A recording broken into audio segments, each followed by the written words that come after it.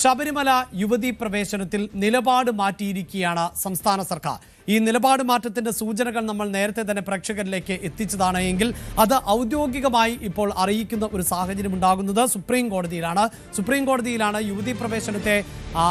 യുവതീ പ്രവേശനം അനുവദിച്ചുകൊണ്ടുള്ള കോടതി വിധിക്ക് എതിരെ പുനഃപരിശോധന ഹർജി എത്തിയിട്ടുള്ളത്. ഈ ഹർജിയിന്മേൽ ആണ് ഇപ്പോൾ സംസ്ഥാന സർക്കാരിനോടും ദേവസ്വം ബോർഡിനോടും നിലപാട് ആരായുന്നത്.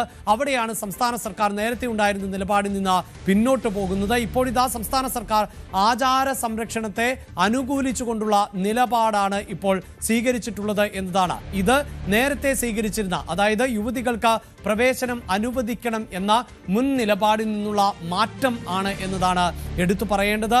അത് എന്തുകൊണ്ട് എന്നുള്ളത് കൂടിയാണ് നമ്മൾ വിശദമായി പരിശോധിക്കുന്നത്. ഇപ്പോഴിതാ വിശ്വാസികൾക്കൊപ്പം എന്ന നിലപാടിലേക്ക് ഇടതുപക്ഷം എത്തുന്ന രാഷ്ട്രീയ സാഹചര്യം, അല്ലെങ്കിൽ സർക്കാർ എത്തുന്ന ഒരു രാഷ്ട്രീയ സാഹചര്യം എന്ത് എന്നതാണ് നമ്മൾ ഒരിക്കൽ കൂടി പരിശോധിക്കുന്നത്. അതായത് മലക്കം മറിയാൻ കാരണം എന്ത്? സംസ്ഥാന സർക്കാർ ഇപ്പോൾ നിലപാട് മാറ്റി. ഈ മലക്കം മറിച്ചതിനുള്ള കാരണം എന്ത് എന്നത് പരിശോധിക്കുമ്പോൾ ഏറ്റവും പ്രധാനപ്പെട്ടത് വരാൻ പോകുന്ന നിയമസഭാ തെരഞ്ഞെടുപ്പാണ്.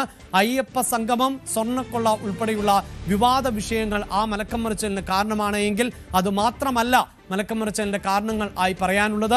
വിശ്വാസികളുടെ ഭാഗത്ത് നിന്ന് വലിയ എതിർപ്പ് ഇപ്പോൾ ഉണ്ടാകുന്നു എന്നുള്ളതാണ്. രാഷ്ട്രീയ എതിരാളികൾ അതിനെ ആയുധമാക്കി മാറ്റുന്നു എന്നുള്ളതാണ്. അതും ഒപ്പം പരിശോധിച്ചു പോകേണ്ടത്. ഈ യുവതികൾക്ക് പ്രവേശനം അനുവദിക്കുന്ന സാഹചര്യം ശബരിമലയിൽ ഉണ്ടാകുമ്പോൾ മറ്റു മതവിഭാഗങ്ങളിൽപ്പെട്ട ആചാരങ്ങളുമായി ബന്ധപ്പെട്ടും ഇത്തരം ചില വിലക്കുകൾ നിലനിൽക്കുന്നുണ്ട്. എല്ലാ മതവിശ്വാസങ്ങളിലും ഇത്തരം ചില, അതായത് വനിതകൾക്ക് പ്രവേശനം നിഷേധിക്കപ്പെടുന്ന സാഹചര്യമൊക്കെ നിലനിൽക്കുന്നുണ്ട്. അവിടെയെല്ലാം സർക്കാർ സമാനമായ നിലപാട് സ്വീകരിക്കേണ്ടതായി വരും. അത് ഒരു പക്ഷേ മറ്റു മതവിഭാഗങ്ങളെ അടക്കം ചൊടിപ്പിക്കുവാനുള്ള സാധ്യത കൂടിയാണ് ഉള്ളത്. ഇതാണ് നമ്മൾ വിശദമായി പരിശോധിക്കുന്നത്. ഇപ്പോൾ ന്യൂസ് ഡെസ്കിൽ നിന്ന് രഞ്ജിത്ത് രാമചന്ദ്രൻ ആണ് വിശദമായ വാർത്ത നൽകാൻ ചേരുന്നത്. പ്രത്യേകിച്ച് രഞ്ജിത്ത്, ഒരു കാലഘട്ടത്തിൽ ഏറ്റവും അധികം ചർച്ച ചെയ്യപ്പെട്ട ഒരു വിഷയമായിരുന്നു.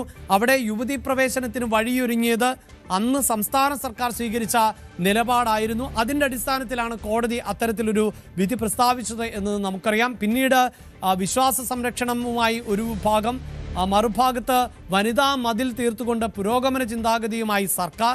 ഇപ്പോഴിതാ അതേ സർക്കാർ തന്നെ മലക്കം മറിയുന്നു, വിശ്വാസികൾക്കൊപ്പം നിൽക്കുന്നു. എന്തുകൊണ്ടാണ് അങ്ങനെ ഒരു നിലപാടിലേക്ക് സർക്കാർ പോകേണ്ടി വന്നത്? എന്തൊക്കെയാണ് ഈ വിശ്വാസികൾക്കൊപ്പം നിന്നില്ല എങ്കിൽ സർക്കാർ നേരിടുന്ന പ്രതിസന്ധി? അഭിലാഷ്, 2018 നമുക്കറിയാം ഈ ശബരിമലയിൽ പ്രായഭേദമന്യേ സ്ത്രീകളെ കയറ്റണം എന്നുള്ളൊരു കോടതി വിധി, സുപ്രീം കോടതിയുടെ വിധി വന്നത്. നമുക്കറിയാം ഇത്തരത്തിലുള്ള മതപരമായ ആചാരപരമായ കാര്യങ്ങളിൽ നിരവധി വിധികൾ നേരത്തെ ഉണ്ടായ പശ്ചാത്തലമൊക്കെ ഉണ്ട്. ഇപ്പോൾ ഈ കേസ് പരിഗണിക്കുമ്പോൾ തന്നെ വിവാഹം കഴിക്കപ്പെട്ട പാഴ്സി യുവതികളുടെ കേസ് അടക്കമുള്ള വിഷയങ്ങൾ, ഇത്തരത്തിൽ 8ഓളം വിഷയങ്ങൾ കോടതിയുടെ പരിഗണനയ്ക്കുണ്ട്. പക്ഷേ അപ്പോഴൊക്കെ പലപ്പോഴും സർക്കാരുകൾ ഈ വിഷയങ്ങളിൽ കാര്യമായ കടുപ്പീര് കാണിച്ചിരുന്നില്ല. കാരണം നമുക്കറിയാം വിശ്വാസികളെ തൊട്ടാൽ വിശ്വാസികളുമായി ബന്ധപ്പെട്ട കാര്യങ്ങൾ അഭിപ്രായം പറയാൻ പല സർക്കാരുകളും കാര്യമായി മുന്നോട്ട് വന്നിരുന്നില്ല. ചില അഫിഡവിറ്റുകളും മറ്റും കൊടുക്കുന്നു എന്നതിനപ്പുറം. പക്ഷേ ഇവിടെ സംഭവിച്ചത് മറിച്ചാണ്. സുപ്രീം കോടതി വിധിയോടൊപ്പം സർക്കാർ നിൽക്കുകയും അതിനനുസരണമായി അഫിഡവിറ്റ് കൊടുക്കുക മാത്രമല്ല, ശബരിമലയിൽ യുവതികളെ കയറ്റാൻ സർക്കാർ മുന്നിട്ട് നിൽക്കുന്ന ഒരു കാഴ്ചയും അന്ന് കേരളം കണ്ടു. അന്ന് വലിയ പ്രക്ഷോഭ പരിപാടികൾക്ക് ഒരുപക്ഷെ കേരളം കണ്ടതിലേക്ക് ഏറ്റവും വലിയ പ്രക്ഷോഭ പരിപാടികൾക്ക് സാക്ഷ്യം വഹിക്കുന്നതും നമ്മൾ കണ്ടു. പന്തളത്ത് നിന്ന് NSS ആരംഭിച്ച ഒരു ഈ ഒരു പ്രതിഷേധ യാത്ര, അത് പിന്നീട് രാഷ്ട്രീയ പാർട്ടികൾ ഏറ്റെടുക്കുന്നു. BJPയും കോൺഗ്രസും സമരമുഖത്ത് വരുന്നു. പിന്നീട് നടക്കുന്ന ലോക്സഭാ തെരഞ്ഞെടുപ്പിൽ CPM ചരിത്രത്തിലെ ഏറ്റവും വലിയ പരാജയം LDFന് സംഭവിക്കുന്ന ഒരു കാഴ്ച ഉണ്ടാവുകയാണ്. അത് പിന്നീട് രാഷ്ട്രീയമായി ഒരു വലിയ തിരിച്ചറിവായി ആ പാർട്ടിക്ക് മാറുന്ന സാഹചര്യം ഒരുങ്ങുന്നുണ്ട്. അവിടെ വീട് കയറിയുള്ള, അതിനുശേഷമാണ് നവോത്ഥാനം അതിലുമായൊക്കെ ബന്ധപ്പെട്ടുള്ള വലിയ കൂട്ടായ്മകൾ സംഘടിപ്പിക്കുകയും നവോത്ഥാന സമിതി രൂപീകരിക്കുകയും അതിൽ സംസ്ഥാനത്തെ വിവിധ മതവിഭാഗങ്ങളുടെ പ്രതിനിധികൾ അതിൻ്റെ ഭാഗമാവുകയും മറ്റും ചെയ്തു. പക്ഷേ NSS നിലപാടും മറ്റും വലിയ എതിർപ്പായിരുന്നു. SNDP ഒക്കെ സർക്കാരിനൊപ്പം നിൽക്കുന്ന സാഹചര്യം ഉണ്ടായി. പിന്നീട് ഈ നവോത്ഥാന മതിലിനും നവോത്ഥാന സമിതിക്കുമൊക്കെ എന്ത് സംഭവിച്ചു എന്നുള്ളത് നമ്മൾ കണ്ടതാണ്. പലരും പല വഴിക്ക് പോയി. ഇതെല്ലാം അങ്ങോട്ടും ഇങ്ങോട്ടും റിഫ്റ്റ് വരുന്ന സാഹചര്യങ്ങളൊക്കെ നമ്മൾ കണ്ടു. പിന്നീട് നടന്ന നിയമസഭാ തെരഞ്ഞെടുപ്പിൽ തോറ്റമ്പിയ LDFന് തിരിച്ചറിവുണ്ടാകുന്നു. അതിനുശേഷം അവർ വീടാന്തരം, അന്നത്തെ CPMൻ്റെ സംസ്ഥാന സെക്രട്ടറി കോടിയേരി ബാലകൃഷ്ണൻ നേതൃത്വത്തിൽ വീടാന്തരം കയറി ജനങ്ങളെ തങ്ങൾക്ക് പറ്റിയ പാളി വായിച്ച അത് മനസ്സിലാക്കി കൊടുക്കാനുള്ള അല്ലെങ്കിൽ വിശദീകരിക്കാനുള്ള പരിപാടിയിലേക്ക് CPM കടക്കുന്ന സാഹചര്യം ഒരുങ്ങുന്നു. അതിനുശേഷം മൗനം തുടർന്ന സർക്കാരിന് ഇപ്പോൾ കോടതി വീണ്ടും അപ്രതീക്ഷിതമായി ഈ കേസ് പരിഗണിച്ചപ്പോഴാണ് നിലപാട് വ്യക്തമാക്കേണ്ടി വരുന്ന ഒരു സാഹചര്യം ഉരുത്തിരിഞ്ഞത്.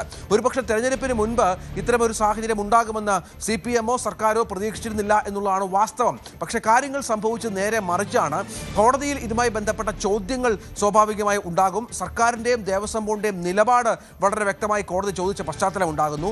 ദേവസ്വം ബോർഡ് യോഗം ചേർന്ന് ഭക്തർക്കൊപ്പമാണ്, ആചാര സംരക്ഷണത്തിനൊപ്പമാണ് എന്ന നിലപാട് അസന്നിഗ്ധമായി വ്യക്തമാക്കുകയാണ്. നമുക്കറിയാം ദേവസ്വം ബോർഡ് സർക്കാരിനൊപ്പം നിന്ന് അന്ന് ഈ സുപ്രീം കോടതി വിധിക്ക് അനുകൂലമായി നിലപാടെടുത്ത ഒരു സംവിധാനമാണ്. പക്ഷേ അവരും നിലപാട് മാറ്റുന്നു. അതിന് തൊട്ടു പിന്നാലെ CPM സംസ്ഥാന സെക്രട്ടറിയും ഇതുമായി ബന്ധപ്പെട്ട് മറ്റ് LDF നേതാക്കളെ ബന്ധപ്പെടുകയും മറ്റും ചെയ്യുകയാണ്. കാരണം CPM ഒറ്റയ്ക്ക് ഈ നിലപാട് പറഞ്ഞ് മാറാൻ സാധിക്കില്ല എന്ന തിരിച്ചറിവിൻ്റെ പശ്ചാത്തലത്തിൽ മറ്റ് നേതാക്കളെ, ഘടകകക്ഷി നേതാക്കളോട് സംസാരിച്ചു എന്ന് വരുത്തി തീർത്തുകൊണ്ട് ഒരു നിലപാട് മാറ്റം എന്ന തരത്തിലേക്ക് കാര്യങ്ങൾ കൊണ്ടുപോവുകയാണ്. ഇപ്പോൾ പറയുന്ന രീതി വെച്ചിട്ട് ഇതിപ്പോൾ തീരുമാനിക്കേണ്ടത് വിദഗ്ധ സമിതിയും ഒപ്പം പണ്ഡിതരുമാണ്. ഇതുമായി ബന്ധപ്പെട്ട പണ്ഡിതരുമാണ് ഇത്തരം ആചാര സംരക്ഷണം, യുവതീ പ്രവേശനം അടക്കമുള്ള കാര്യങ്ങൾ അതിൽ അഭിപ്രായം പറയേണ്ടത് എന്ന ഒരു നിലപാടിലേക്ക് എത്തുകയായിരുന്നു. നേരത്തെ ഉണ്ടായിരുന്ന പൂർണ്ണമായും യുവതീ പ്രവേശനത്തിന് അനുകൂലമായി നിന്നിരുന്ന സർക്കാരും നമ്മുടെ സംവിധാനങ്ങളും മറ്റും ഇത് പണ്ഡിതർ, അതിന് വിദഗ്ധർ അല്ലെങ്കിൽ തന്ത്രിമാർ അടക്കമുള്ള ആളുകൾ ഇത്തരം കാര്യത്തിൽ അഭിപ്രായം പറയട്ടെ എന്ന് പറയുമ്പോൾ വളരെ കൃത്യമായി മനസ്സിലാകുന്ന കാര്യം നിലപാട് മാറ്റം തന്നെയാണ്. നേരത്തെ തന്ത്രിമാർക്കല്ല ഈ വിഷയത്തിൽ അവകാശം എന്നൊക്കെ പലപ്പോഴും പറഞ്ഞിരുന്ന CPM നേതാക്കളെയൊക്കെ നമ്മൾ കണ്ടിട്ടും കേട്ടുമൊക്കെ ഉണ്ട്. ഏതായാലും ഇക്കുറി 9 അംഗ ബെഞ്ചാണ് കേസ് പരിഗണിക്കുന്നത് എന്നുള്ളതാണ് ഏറ്റവും പ്രധാനപ്പെട്ട കാര്യം. ഇതിൽ ശബരിമല യുവതീ പ്രവേശനം മാത്രമല്ല ഇതര മതവിഭാഗങ്ങളുടെ സമാന വിഷയങ്ങളും മറ്റുമുണ്ട്. ഇതിൽ 6ലധികം കക്ഷികൾ ഇതുവരെ വാദം എഴുതി കൊടുത്തിട്ടുണ്ട്.